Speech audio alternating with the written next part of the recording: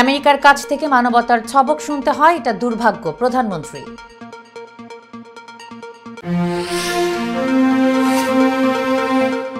Milton Samaddar 3 দিনের রিমান্ডে।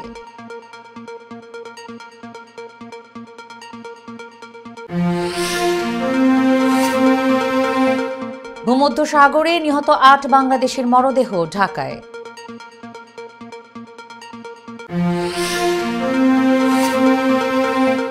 আমেরিকার বিশ্ববিদ্যালয়গুলোতে দাঙ্গা, পুলিশ মোতায়েন।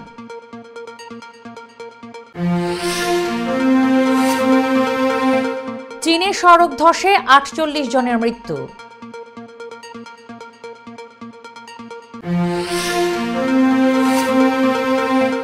সালমানের বাড়িতে হামলাকারীর মৃত্যু, পুলিশ বলছে আত্মহত্যা, পরিবারের দাবি পরিকল্পিত খুন।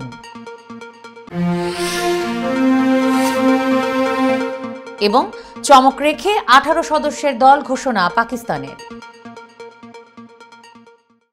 আসসালামু আলাইকুম, সবাইকে স্বাগত জানাচ্ছি মিলেনিয়াম টিভি ইউএসএ এর প্রতিদিনের বাংলা সংবাদে।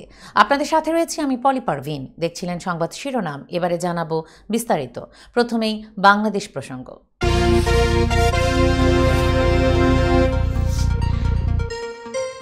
প্রধানমন্ত্রী শেখ হাসিনা বলেছেন, ফিলিস্তিনের পক্ষে আন্দোলন করায় আমেরিকায় 900 জনকে গ্রেফতার করা হয়েছে। এটা নাকি গণতন্ত্রের অংশ। তাদের কাছ থেকে মানবতার ছবক শুনতে হয়, এটা দুর্ভাগ্য। বৃহস্পতিবার থাইল্যান্ড সফরের বিষয়ে বিস্তারিত জানাতে গণভবনে আয়োজিত সংবাদ সম্মেলনে একজন সাংবাদিকের করা প্রশ্নের জবাবে এসব কথা বলেন সরকার প্রধান। শেখ হাসিনা বলেন, যেখানে বিক্ষোভ হচ্ছে আমেরিকান সরকারের বিরুদ্ধে বিক্ষোভ হচ্ছে। ফিলিস্তিনে যেভাবে গণহত্যা চলছে সেটা অমানবিক। আওয়ামী লীগ ফিলিস্তিনের পক্ষে আছে। যেখানে নির্যাতিত মানুষ, আমরা তাদের পক্ষে আছি। আওয়ামী লীগের সভাপতি বলেন, নির্বাচনের আগে অনেকের মনে শঙ্কা ছিল আওয়ামী লীগ আবার ক্ষমতায় আসে কিনা। আমার শক্তি দেশের জনগণ, সবসময় জনগণের শক্তিতে বিশ্বাস করেছি। আমরা জনগণের ভোটে এসেছি। মুক্তিযুদ্ধ থেকে শুরু করে নির্বাচন, সর্বক্ষেত্রেই চক্রান্ত, ষড়যন্ত্র পরাজিত হয়েছে জনগণের শক্তিতে। আমরা সামরিক শাসকদের পকেট থেকে আসিনি। নির্বাচনে জনগণের ইচ্ছার প্রতিফলন হয়েছে। বিএনপিকে উদ্দেশ্য করে প্রধানমন্ত্রী শেখ হাসিনা বলেছেন, তারা আমাদের উৎখাত করতে চায়, কিন্তু আমাদের পর কারা ক্ষমতায় আসবে সেটা স্পষ্ট না। যারা আন্দোলন করছে করুক, আমরা তো বাধা দিচ্ছি না। অবশ্য আমরা চাইলে পুলিশকে বলতে পারি আমেরিকান পুলিশের মতো আন্দোলন দমন করতে। প্রধানমন্ত্রী আরও বলেন, আমেরিকা ছাত্র শিক্ষকদের সঙ্গে যা করছে তা দেখে 2001 সালে বিএনপি জামায়াতের অত্যাচারের কথা মনে পড়ে, অথচ ওদের মুখে আমাদের মানবাধিকারের কথা শুনতে হয়। আমেরিকায় যে প্রতিনিয়ত মানবাধিকার লঙ্ঘনের ঘটনা ঘটছে, সে দেশের সরকারের সেদিকে নজর দেওয়া উচিত বলে মন্তব্য করেন প্রধানমন্ত্রী। গ্রামীণ টেলিকমের শ্রমিক কর্মচারীদের সংরক্ষিত ফান্ডের লভ্যাংশের 25 কোটি টাকা অর্থ আত্মসাৎ ও পাচারের অভিযোগে করা মামলায় জামিন পেয়েছেন নোবেলজয়ী অর্থনীতিবিদ ডক্টর মোহাম্মদ ইউনূস। বৃহস্পতিবার ঢাকার বিশেষ জজ আদালত 4-এর বিচারক সৈয়দ আরাফাত হোসেন এ আদেশ দেন। আগামী 2রা জুন অভিযোগ গঠনের শুনানির পরবর্তী তারিখ ধার্য করেছেন আদালত। এদিন সকালে ডক্টর মোহাম্মদ ইউনূস পূর্ব শর্তে জামিনের আবেদন করেন। শুনানি শেষে আদালত তার জামিন মঞ্জুর করেন। তবে আজ আদালত এ মামলার অভিযোগ গঠন শুনানির জন্য দিন ধার্য করা ছিল। এর আগে সকাল 11:15টার দিকে বিশেষ জজ আদালত 4-এ হাজির হন তিনি। হাজির হন মামলার জন্য অন্য আসামিরাও। ইউনূসের আইনজীবী জানান, আজ তারা জামিনের মেয়াদ বৃদ্ধির আবেদন করবেন। এর আগে গত 2রা এপ্রিল ডক্টর মোহাম্মদ ইউনূস সহ 14 জনের বিরুদ্ধে অভিযোগপত্র গ্রহণ করেন আদালত। ওই দিন মামলাটি বিচারের জন্য বদলি করা হয় বিশেষ জজ আদালত 4-এ। জাল মৃত্যু সনদ তৈরির অভিযোগে মামলায় child and old age care আশ্রমের চেয়ারম্যান মিল্টন সমাদ্দারের 3 দিনের রিমান্ড মঞ্জুর করেছেন আদালত। বৃহস্পতিবার শুনানি শেষে ঢাকার অতিরিক্ত চিফ মেট্রোপলিটন ম্যাজিস্ট্রেট তোফাজ্জল হোসেনের আদালত তার 3 দিনের রিমান্ড মঞ্জুর করেন। আদালতে মিরপুর মডেল থানার সাধারণ নিবন্ধন শাখার কর্মকর্তা পুলিশের উপপরিদর্শক জালাল উদ্দিন বিষয়টি নিশ্চিত করেছেন। জানা গেছে, জাল মৃত্যু সনদ তৈরি, আশ্রমের টর্চার সেলে মারধর ও মানব পাচারের অভিযোগে তার বিরুদ্ধে 3টি মামলা হয়েছে। এর আগে বুধবার রাতে রাজধানীর মিরপুর এলাকায় অভিযান চালিয়ে মিল্টন সমাদ্দারকে গ্রেফতার করে ঢাকা মহানগর গোয়েন্দা পুলিশ। প্রসঙ্গত, মিল্টন সমাদ্দারের বিভিন্ন অপকর্ম নিয়ে গণমাধ্যমে সংবাদ প্রকাশ হয়। সামাজিক যোগাযোগ মাধ্যমে তাকে নিয়ে শুরু হয় সমালোচনার ঝড়। মুখ খুলতে থাকেন ভুক্তভোগীরাও। কয়েকটি গণমাধ্যমে দেওয়া সাক্ষাৎকারের সব অভিযোগ অস্বীকার করেন মিল্টন সমাদ্দার। ফুসফুসের পানি অপসারণের জন্য বিএনপি চেয়ারপারসন বেগম খালেদা জিয়াকে রাজধানীর এভারকেয়ার হাসপাতালের সিসিইউতে ভর্তি করা হয়েছে। বুধবার সন্ধ্যায় তাকে হাসপাতালে ভর্তি করা হয়। গণমাধ্যমকে তথ্য নিশ্চিত করেছেন বিএনপি চেয়ারপারসনের প্রেস উইং কর্মকর্তা শামসুদ্দিন দিদার। এর আগে সন্ধ্যা 6:30টায় গুলশানের বাসভবন ফিরোজা থেকে হাসপাতালের উদ্দেশ্যে রওনা হন খালেদা জিয়া। হাসপাতালে পৌঁছান সন্ধ্যা 7:05। গত 30 মার্চ দিনগত রাতে এভারকেয়ার হাসপাতালে ভর্তি হন বেগম খালেদা জিয়া। এভারকেয়ার হাসপাতালের সিসিইউতে রেখে তার স্বাস্থ্য পরীক্ষা করেন চিকিৎসকরা। চিকিৎসা শেষে হাসপাতাল থেকে বাসায় ফেরেন 2 এপ্রিল। গত বছরের শেষ দিকে 5 মাসেরও বেশি সময় হাসপাতালে চিকিৎসা চলে বেগম জিয়ার। সে সময় যুক্তরাষ্ট্র থেকে আসা 3 বিশেষজ্ঞ চিকিৎসকের নেতৃত্বে যকৃতে ট্রান্সজাগুলার ইন্ট্রাহেপাটিক পোর্টাসিস্টেমিক শান্ট প্রক্রিয়ায় অস্ত্রোপচার করা হয়। টিপস প্রক্রিয়ার মাধ্যমে তার 2টি রক্তনালীর মধ্যে একটি নতুন সংযোগ তৈরি করেন চিকিৎসকরা। ভূমধ্যসাগর পাড়ি দিয়ে ইউরোপ যাওয়ার সময় টিউনিশিয়া উপকূলে নৌকাডুবিতে মৃত্যুবরণকারী 8 বাংলাদেশির মরদেহ দেশে পৌঁছেছে। বৃহস্পতিবার বেলা 12:30টার দিকে মরদেহবাহী সৌদিয়া এয়ারলাইন্সের ASB 808 ফ্লাইটটি হজরত শাহজালাল আন্তর্জাতিক বিমানবন্দরে পৌঁছায় বলে জানা যায়। নিহত 8 বাংলাদেশি হলেন মাদারীপুরের রাজুইর উপজেলার কদমবাড়ির নয়ন বিশ্বাস, একই উপজেলার খালিয়ার মামুন শেখ ও সজল, একই উপজেলার বাজিতপুর নতুন বাজারের কাজী সজীব ও কবিরাজপুরের কায়সার, গোপালগঞ্জের মুকসুদপুর উপজেলার রাগদির রিফাত, দিগনগরের রাসেল এবং গঙ্গারামপুর গোহালার ইমরুল কায়েস ওরফে আপন। মঙ্গলবার লিবিয়ায় নিযুক্ত ও তিউনিশিয়ার অনাবাসিক দায়িত্বে থাকা বাংলাদেশের রাষ্ট্রদূত মেজর জেনারেল অব আবুল হাসনাত মোহাম্মদ খায়রুল বাশারের উপস্থিতিতে মিশনের কর্মকর্তারা মরদেহগুলো তিউনিস আন্তর্জাতিক বিমানবন্দর কর্তৃপক্ষের কাছে হস্তান্তর করেন। দর্শক, মিলেনিয়াম টিভি ইউএসএর প্রতিদিনের বাংলা সংবাদের এ পর্যায়ে নিচ্ছি ছোট্ট একটি বিরতি। সঙ্গেই থাকুন।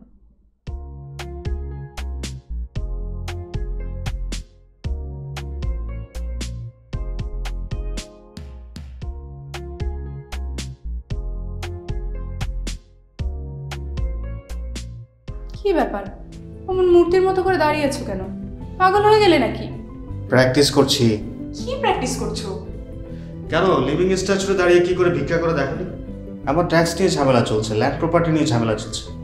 এগুলো সমাধান না হলে কিছুদিন পর আমাকে ওইভাবে দাঁড়িয়ে ভিক্ষা করতে হবে। এখন থেকে দাঁড়িয়ে প্র্যাকটিস করছি। আহা, এত চিন্তা করছো কেন? লিগ্যাল নেটওয়ার্ক ইন্টারন্যাশনাল আছে না? Legal network international? হ্যাঁ, কিছুদিন আগে ইন্স্যুরেন্স দিয়ে সম্পভাবীদের একটা ঝামেলা হলো না, লিগ্যাল নেটওয়ার্কের মাধ্যমেই তো সেটা সমাধান হলো। শুধু ইন্স্যুরেন্সই না ভাবি, criminal case, immigration, tax, divorce, housing সংক্রান্ত যে কোনো লিগ্যাল সমস্যার সমাধান পেয়ে যাবেন লিগ্যাল নেটওয়ার্কে। যুক্তরাষ্ট্রের 50টি স্টেটে যে কোনো প্রান্তে যে কোনো লিগ্যাল সহায়তা দিতে কিন্তু আমাদের সঙ্গে আছে লিগ্যাল নেটওয়ার্ক ইন্টারন্যাশনাল। শুধু তাই নয়, লিগ্যাল নেটওয়ার্কে আছেন যুক্তরাষ্ট্রের স্বনামধন্য সব লয়ার, যাদের আইনি সহায়তায় যে কোনো লিগ্যাল সমস্যার সমাধান পেয়ে যাবেন খুব সহজেই। তাহলে দেরি কেন? এখনই চলো লিগ্যাল নেটওয়ার্কে। I'm Nasrin Mosnu, immigration attorney. I was born and raised here in New York City. I have been working at various immigration firms since I was a teenager, including with my father. I'm passionate and dedicated about immigration. I am committed to provide my clients with nothing but the best. আমরা asylum office, immigration court সহ যুক্তরাষ্ট্রের 50টি state ও বাংলাদেশ কনসুলেটে আপনাদের আইনগত সহায়তার নিশ্চয়তা দিচ্ছি। Please come and take advantage of our excellent legal services. Our initial consultations are always free. বরেণ্য অভিনেতা আবুল হায়াত একজন স্বাস্থ্য সচেতন মানুষ। একদিন শুটিংয়ে হঠাৎ অসুস্থ হয়ে হতাশায় ভোগেন। সবাই ব্যস্ত, এখন আমার সেবা করবে কে? কেন? নিউ ইয়র্কে গোল্ডেন এজ হোম কেয়ার আছে না, আপনাদের হতাশা দুশ্চিন্তা দূর করে সুস্থ করে তোলে যাদের অঙ্গীকার। সঠিক সময়ে সঠিক সেবা দেওয়ার বিশ্বস্ত প্রতিষ্ঠানের নাম golden age home care. Golden age home care new ইয়র্কবাসীর পূর্ণ আস্থার জায়গা। My name is Kwang Soo Kim from the law offices of Kim and Associates. We represent the victims of the car accidents, real estate closings, commercial transactions, and we try our best to serve our community with respect and integrity and diligence. You'll be happy with our services that we provide to all our clients. আমি engineer Mohammad Abdul Khaled, Kim and associates law ফার্মের সাথে সংযুক্ত আছি। আপনাদের গাড়ি দুর্ঘটনা সহ যে কোনো ধরনের দুর্ঘটনায় আমরা আপনাদেরকে সহায়তা দিয়ে থাকি। আমি আপনাদের বাংলা ভাষার জন্য আমি আপনাদের পাশে আছি। আমাদের ল ফার্ম নিউ ইয়র্কের একটি প্রতিষ্ঠিত এবং নামি দামি ল ফার্ম। আপনারা আমাদের সহযোগিতার জন্য কল করুন। ধন্যবাদ আপনাদের।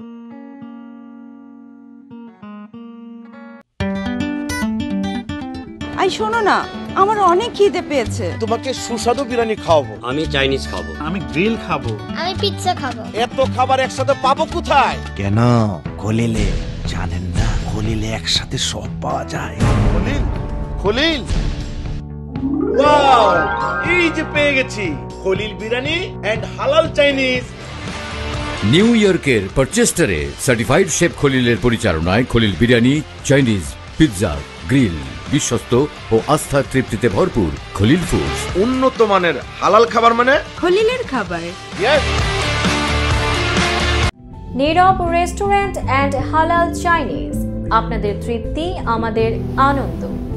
আমাদের রেস্টুরেন্টে পাচ্ছেন সম্পূর্ণ হালাল উপায়ে তৈরিকৃত সুস্বাদু আর মুখরোচক সব দেশীয় ও চাইনিজ খাবারের সমারোহ। স্বাদে আর মানে অতুলনীয় সব খাবার যে কোনো সামাজিক বা প্রাতিষ্ঠানিক অনুষ্ঠানে পৌঁছে দিতে আমাদের রয়েছে ক্যাটারিং সেবা। বিয়ে বা জন্মদিনের অনুষ্ঠানে, স্কুলে, ব্যাংকোয়েট হল, ইসলামিক সেন্টার অথবা পিকনিকের জন্য আমরা ক্যাটারিং সেবা প্রদান করে থাকি। আমাদের সাথে যোগাযোগের ঠিকানা 2096 Sterling Avenue, Bronx, New York 10462। Phone number 718-918-1234। আমাদের অফিসিয়াল ওয়েবসাইট www.nirab.com। আমাদের ইমেইল অ্যাড্রেস nirab@gmail.com। এছাড়া নীরব রেস্টুরেন্টের স্বত্বাধিকারী মোহাম্মদ রহমানের সাথে যোগাযোগ করতে পারেন। যোগাযোগ নম্বর 9179811747। Thank you. দর্শক, আবারও স্বাগত মিলেনিয়াম টিভি ইউএস এর প্রতিদিনের বাংলা সংবাদে। এখন দেখবেন যুক্তরাষ্ট্র সংবাদ।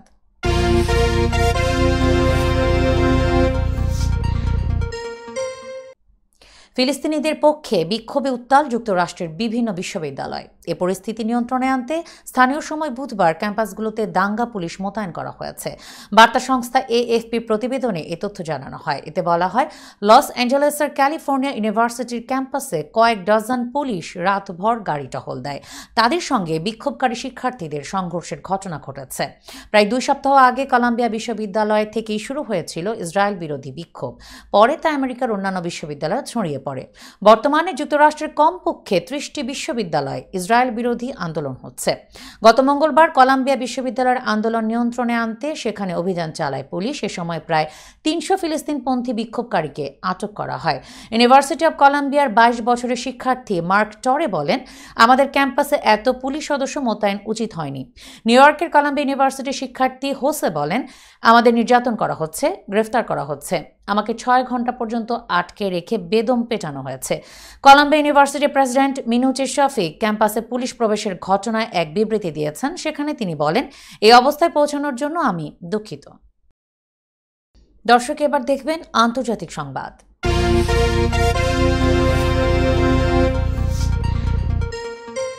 ফিলিস্তিনের অবরুদ্ধ গাজা ভূখণ্ডে হামলার কারণে ইসরায়েলের সঙ্গে কূটনৈতিক সম্পর্ক ছিন্ন করা হবে বলে ঘোষণা দিয়েছেন কলম্বিয়ার প্রেসিডেন্ট গুস্তাভো পেট্রো। স্থানীয় সময় বুধবার তিনি এ ঘোষণা দেন। বার্তা সংস্থা রয়টার্সের প্রতিবেদনে এ তথ্য জানানো হয়। আন্তর্জাতিক শ্রমিক দিবস উপলক্ষে দেওয়া ভাষণে পেট্রো জানান, তার দেশ বৃহস্পতিবার ইসরায়েলের সঙ্গে সব ধরনের কূটনৈতিক সম্পর্ক ছিন্ন করতে যাচ্ছে। এ সময় গাজায় হামলাকে গণহত্যা বলেও আখ্যা দেন কলম্বিয়ার প্রেসিডেন্ট। গাজায় হামলার শুরু থেকে ইসরায়েলের প্রধানমন্ত্রী বেনিয়ামিন নেতানিয়াহুর কঠোর সমালোচনা করে আসছেন পেট্রো। ভাষণে তিনি বলেন, আপনাদের সামনে প্রজাতন্ত্রের প্রেসিডেন্ট ঘোষণা দিচ্ছেন যে আগামীকাল আমরা ইসরায়েলের সঙ্গে কূটনৈতিক সম্পর্কগুলো ছিন্ন করব। গত বছরের অক্টোবরে গাজায় হামলার পরপরই ইসরায়েলের সঙ্গে কূটনৈতিক সম্পর্ক ছিন্ন করে দক্ষিণ আমেরিকার আরেক দেশ বলিভিয়া। সে সময় কলম্বিয়া, চিলি ও হন্ডুরাস সহ দক্ষিণ আমেরিকার আরও কয়েকটি দেশ ইসরায়েল থেকে তাদের রাষ্ট্রদূতদের প্রত্যাহার করে নিয়েছিল। চীনের দক্ষিণাঞ্চলে সড়ক ধসে অন্তত ৪৮ জনের মৃত্যু হয়েছে, আহত হয়েছে ৩০ জন। তবে আহতদের কেউ আশঙ্কাজনক অবস্থায় নেই। চীনের রাষ্ট্রীয় সংবাদ মাধ্যম সিনহুয়ার বরাতে এই খবর জানিয়েছে আল জাজিরা। প্রতিবেদনে বলা হয়, দক্ষিণাঞ্চলীয় গুয়াংডু প্রদেশের মেইজো শহরের ডাবু কাউন্টিতে গতকাল বুধবার রাতে এক্সপ্রেসওয়ের একটি অংশ ধসের ঘটনা ঘটে। এতে ২৩টি যানবাহন উল্টে মাটির নিচে চাপা পড়ে। ধসে পড়া অংশটির দৈর্ঘ্য ছিল ১৭.৯ মিটার। ধসের পর মহাসড়কের একটি অংশে দুই দিক থেকে যাতায়াত বন্ধ করে দেওয়া হয়। ধসে পড়া কাদামাটির নিচ থেকে যানবাহন উদ্ধারে কাজ করছেন জরুরি সেবা কর্মীদের পাশাপাশি দমকল বাহিনীর সদস্যরাও।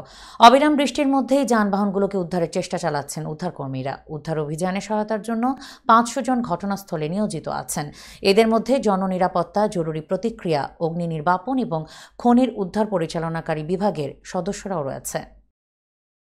ভারতের প্রধানমন্ত্রী নরেন্দ্র মোদীর বিরুদ্ধে নির্বাচনে প্রতিদ্বন্দ্বিতার ঘোষণা দিয়েছেন জনপ্রিয় কমেডিয়ান শ্যাম রঙ্গিলা। এবারের লোকসভা নির্বাচনে মোদীর আসন বারাণসী থেকে লড়বেন তিনি।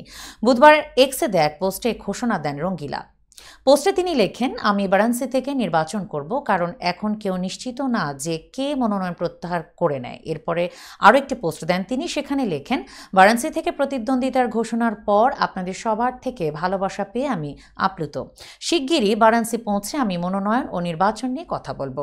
গণমাধ্যমকে রঙ্গিলা জানান, দেশের গণতন্ত্রকে বাঁচিয়ে রাখতেই নির্বাচনে প্রতিদ্বন্দ্বিতা করার সিদ্ধান্ত নিয়েছেন তিনি। কোনো কিছু প্রমাণের তাগিদ নেই তার, তবে নিজের শতভাগ দিয়ে লড়বেন।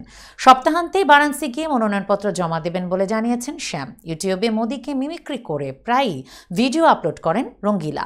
মূল্যবৃদ্ধি সহ একাধিক ইস্যুতে ব্যঙ্গাত্মক ভিডিও তৈরি করায় তার বিরুদ্ধে মামলাও হয়েছে। বারাণসীতে মোদীকে চ্যালেঞ্জ করতে গেলে তার উপর নতুন আইনি ঝামেলা আসে কিনা তা নিয়ে আশঙ্কা করছেন অনুসারীরা। ২০২২ সালে আম আদমি পার্টিতে যোগ দেন শ্যাম রঙ্গিলা, কিন্তু সেই অভিজ্ঞতাও সুখকর হয়নি বলে জানান তিনি। তাই এবার স্বতন্ত্র প্রার্থী হিসেবে বারাণসীতে মোদীর বিরুদ্ধে নামতে চান রঙ্গিলা। দর্শক, মিলেনিয়াম টিভি ইউএস এর প্রতিদিনের বাংলা সংবাদের এই পর্যায়ে আবারও নিচ্ছি ছোট্ট একটি বিরতি। সঙ্গেই থাকুন।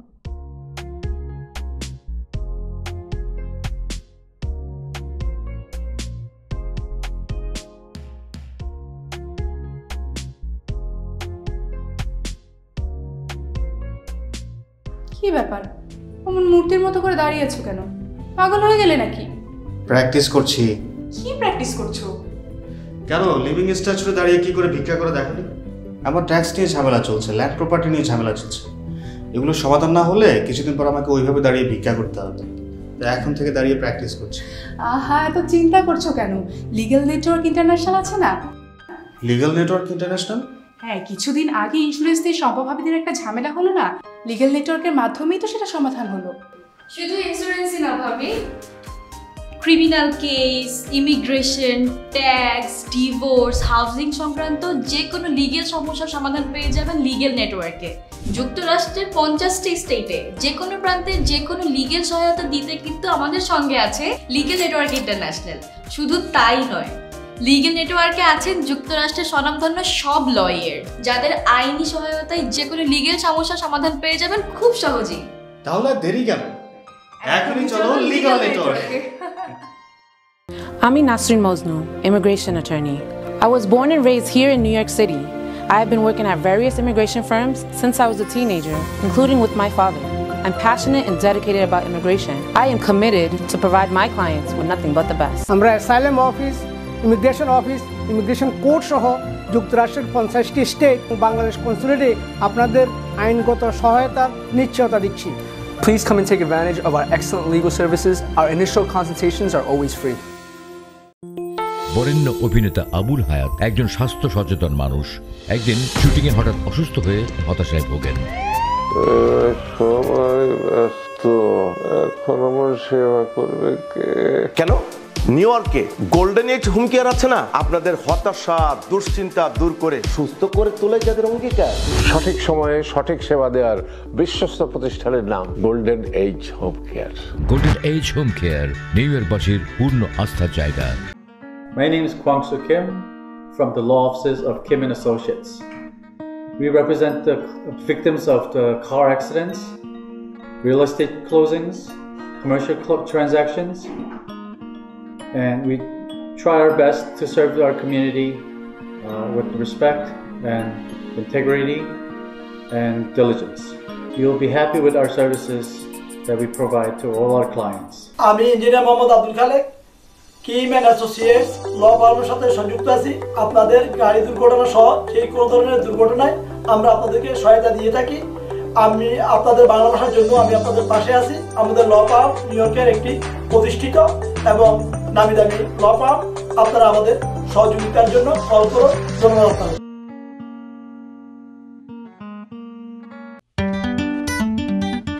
আই শোনো না, আমার অনেক খিদে পেয়েছে। তোমাকে সুস্বাদু বিরিয়ানি খাওয়াবো। আমি চাইনিজ খাবো। আমি গ্রিল খাবো। আমি পিৎজা খাবো। এত খাবার একসাথে পাবো কোথায়? কেন খলিলে জানেন না? খলিলে একসাথে সব পাওয়া যায়। খলিল, খলিল, ওয়াও, এই যে পেয়ে গেছি খলিল বিরিয়ানি এন্ড হালাল চাইনিজ। নিউ ইয়র্কের পারচেস্টারে সার্টিফাইড শেফ খলিলের পরিচালনায় Khalil biryani, Chinese, pizza, grill, বিশ্বস্ত ও আস্থার তৃপ্তিতে ভরপুর খলিল ফুডস। উন্নত মানের হালাল খাবার মানে খলিলের খাবার। নীরব রেস্টুরেন্ট অ্যান্ড হালাল চাইনিজ, আপনাদের তৃপ্তি আমাদের আনন্দ। আমাদের রেস্টুরেন্টে পাচ্ছেন সম্পূর্ণ হালাল উপায়ে তৈরিকৃত সুস্বাদু আর মুখরোচক সব দেশীয় ও চাইনিজ খাবারের সমারোহ। স্বাদে আর মানে অতুলনীয় সব খাবার যে কোনো সামাজিক বা প্রাতিষ্ঠানিক অনুষ্ঠানে পৌঁছে দিতে আমাদের রয়েছে ক্যাটারিং সেবা। বিয়ে বা জন্মদিনের অনুষ্ঠানে, স্কুলে, ব্যাংকোয়েট হল, ইসলামিক সেন্টার অথবা পিকনিকের জন্য আমরা ক্যাটারিং সেবা প্রদান করে থাকি। আমাদের সাথে যোগাযোগের ঠিকানা 2096 Sterling Avenue, Bronx, New York 10462। Phone number 718-918-1234। আমাদের অফিসিয়াল ওয়েবসাইট www.nirab.com। আমাদের ইমেইল অ্যাড্রেস nirab.bronx@gmail.com। এছাড়া নীরব রেস্টুরেন্টের স্বত্বাধিকারী মোহাম্মদ রহমানের সাথে যোগাযোগ করতে পারেন। যোগাযোগ নম্বর 9179811747। Thank you. দর্শক, আবারও স্বাগত মিলেনিয়াম টিভি ইউএস এর প্রতিদিনের বাংলা সংবাদে। এবার দেখবেন প্রতিনিধিদের পাঠানো সংবাদ।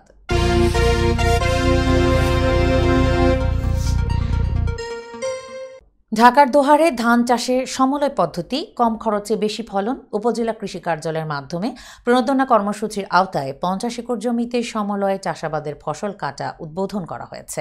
দোহার থেকে সাদের হোসেন বুলু জানান, উপজেলা নির্বাহী কর্মকর্তা মোহাম্মদ জাকির হোসেন উপস্থিত থেকে এ কর্মসূচির উদ্বোধন করেন। গত 29 এপ্রিল উপজেলার নিকরা গ্রামের কৃষক সুমন ব্যাপারীর 2 একর জমির ধান কাটার মাধ্যমে এ উৎসবের সূচনা হয়। এ সময় উপস্থিত ছিলেন দোহার উপজেলা কৃষি কর্মকর্তা মোহাম্মদ আক্তার ফারুক, ফুয়াদ জাহান সহ কৃষি সংশ্লিষ্ট কর্মকর্তা, কর্মচারী, স্থানীয় জনপ্রতিনিধি সহ প্রায় 160 জন কৃষক, কৃষি উদ্যোক্তা, নানা শ্রেণী পেশার মানুষ। দোহারে এ সমলয় ব্লক প্রদর্শনী বাস্তবায়িত হয়েছে নিকরা গ্রামে। নিকরা কৃষক গ্রুপের 66 কৃষককে সার, বীজ, উপকরণ, প্রযুক্তি ও তথ্য সহায়তা দিয়েছে উপজেলা কৃষি অফিস। উপজেলা কৃষি অফিসার আক্তার ফারুক ফুয়াদ বলেন, ধান চাষে কৃষকদের শ্রমিক সংকট নিরসন, সময় অপচয় রোধ ও অতিরিক্ত খরচ রোধে সরকারিভাবে কৃষি প্রণোদনার আওতায় উপজেলায় সমলয় চাষ পদ্ধতিতে বীজতলা ও ধানের চারা রোপণে ব্যবহার করা হচ্ছে আধুনিক কৃষি যন্ত্রপাতি। ফলে কৃষিতে খুলছে এক নতুন দুয়ার। প্রদর্শনী চাষী সুমন ব্যাপারী জানান, পানি সাশ্রয়ী প্রযুক্তি ব্যবহারে সেচের সংখ্যা কম লেগেছে।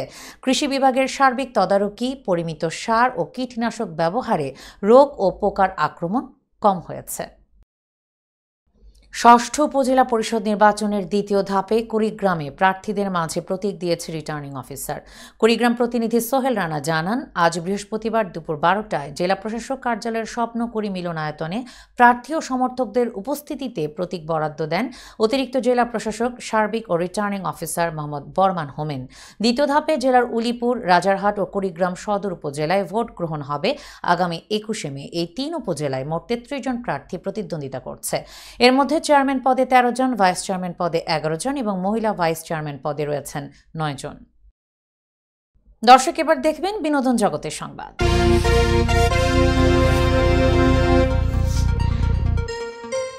বলিউড অভিনেতা সালমান খানের বাড়িতে হামলার ঘটনায় গ্রেফতার হওয়া অনুজ থাপন পুলিশ হেফাজতে মারা গেছেন। তবে তা আত্মহত্যা নাকি খুন এ নিয়ে বিপরীতমুখী বক্তব্য দিচ্ছে পুলিশ ও নিহতের পরিবার। সূত্রের বরাত দিয়ে ভারতীয় সংবাদ মাধ্যম এনডিটিভির প্রতিবেদনে বলা হয়, গত ২৬ এপ্রিল অনুজকে পাঞ্জাব থেকে গ্রেফতার করা হয়। বুধবার সকাল ১১টার দিকে টয়লেটে গিয়ে তিনি আত্মহত্যার চেষ্টা করেন। পরে তাকে উদ্ধার করে হাসপাতালে নিয়ে যাওয়া হলে চিকিৎসক তাকে মৃত ঘোষণা করেন। এ বিষয়ে পুলিশের তরফ থেকে জানানো হয়, বুধবার সকালে অনুজ সহ আরো ৫ জন লকআপে ছিলেন। সকাল ১১টার দিকে তিনি টয়লেটে যান। যখন তিনি দীর্ঘক্ষণ ধরে বাইরে আসছেন না, তখন খুব চেষ্টা চালিয়ে দরজা খুলে তাকে বিছানার চাদর পেঁচানো ঝুলন্ত অবস্থায় দেখতে পায়। এরপর দ্রুত হাসপাতালে নিয়ে যাওয়া হলে চিকিৎসাধীন অবস্থায় তার মৃত্যু হয়। এদিকে হাজতে পরিকল্পিতভাবে অনুজকে মেরে ফেলা হয়েছে বলে দাবি করছে তার পরিবার। সংবাদ সংস্থা ANI-কে দেওয়া এক সাক্ষাৎকারে নিহতের ভাই অভিষেক বলেন, আমরা একটি কল পাই এবং আমাদের বলা হচ্ছিল অনুজ আত্মহত্যা করেছে। সে আত্মহত্যা করে মারা যাওয়ার মতো ছেলে নয়, তাকে খুন করা হয়েছে। আমরা এর বিচার চাই। দর্শক, এবার দেখবেন খেলার সংবাদ।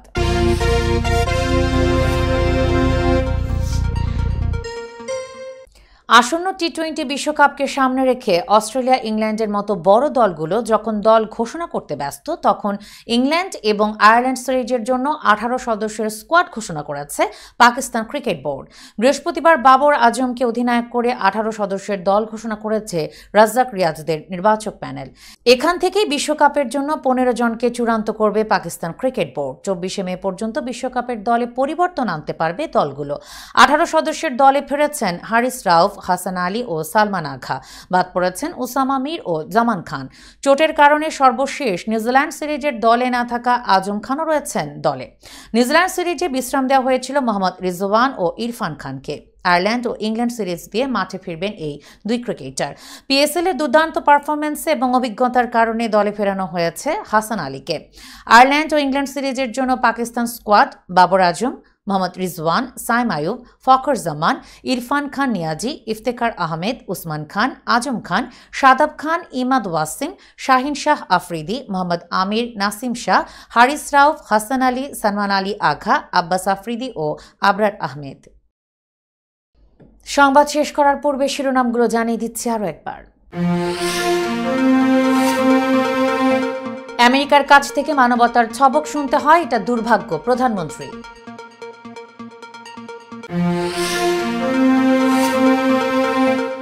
মিল্টন সমাদ্দার 3 দিনের রিমান্ডে।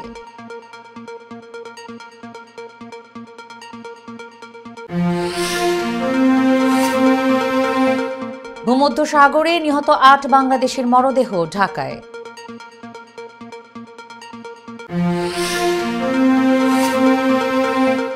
আমেরিকার বিশ্ববিদ্যালয়গুলোতে দাঙ্গা, পুলিশ মোতায়েন।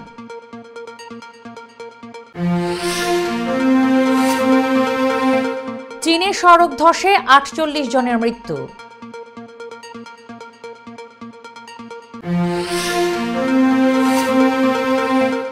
সালমানের বাড়িতে হামলাকারীর মৃত্যু, পুলিশ বলছে আত্মহত্যা, পরিবারের দাবি পরিকল্পিত খুন।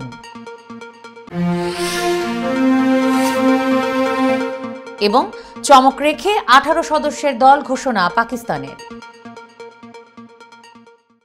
দর্শক, এই ছিল মিলেনিয়াম টিভি ইউএস এর প্রতিদিনের বাংলা সংবাদে। মিলেনিয়াম সংবাদ দেখতে লগ ইন করুন আমাদের সামাজিক যোগাযোগের সাইট facebook.com/millenniumtvUSA বাংলা এবং youtube.com/officialmillenniumtv। এছাড়াও সংবাদের সর্বশেষ আপডেট জানতে ভিজিট করুন আমাদের নিয়মিত ওয়েবসাইট www.millenniumtvusa.com এবং www.millenniumtv.org। প্রিয় দর্শক, মিলেনিয়াম টিভি দেখুন সকল অ্যান্ড্রয়েড ফোনে, iOS ও Apple TV, Amazon Fire TV, Roku TV এবং সকল স্মার্ট টিভিতে। এছাড়াও মিলেনিয়াম টিভি দেখতে পাবেন সমস্ত ইউরোপীয় দেশ এবং অস্ট্রেলিয়ার স্কাই নেটওয়ার্কে, বিশ্বব্যাপী জাদু টিভি, রেডিয়েন্ট IPTV, বিশ্বব্যাপী জাগো বিডি নেটওয়ার্ক এবং বিশ্বব্যাপী হরাইজন স্যাটেলাইটে। আপনারা যে যেখানেই থাকুন, ভালো থাকুন, সুস্থ থাকুন, মিলেনিয়াম টিভির সাথেই থাকুন। আল্লাহ হাফেজ।